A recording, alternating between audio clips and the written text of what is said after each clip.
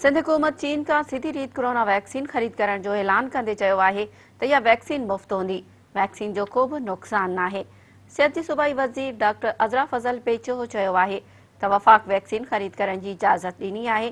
चीन खां किनसाइनो वैक्सीन जा 50 लख डोज़ सीधी रीत ख़रीद कया वेंदा। सुभाणे खां 20,000 डोज़ मिली वेंदा। कराची में प्रेस कॉन्फ्रेंस कंदे डॉक्टर अज़रा फज़ल पेचो चयो त ग़रीब माण्हू वैक्सीन खां लवाए रहिया आहिनि। कोशिश आहे जल्द माण्हुनि खे वैक्सीन लॻायूं। कराची में 29 वैक्सीनेशन सेंटर मौजूद आहिनि। स्पुतनिक वैक्सीन निजी शोबे वटि कोन्हे। किनसाइनो वैक्सीन मुफ़्त आहे, उन मां को बि नुक़सान कोन्हे। उन जो त वैक्सीन खां पोइ बि इन्फेक्शन थी सघे थो, पर इस्पताल वञण जी ज़रूरत न पवंदी। आवाम वधि खां वधि वैक्सीन लॻाराए।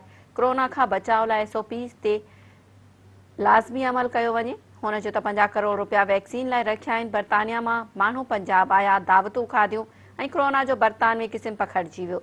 बर्तानवी क़िस्म सिंध आयो त वरी तबाही पखिड़ींदो।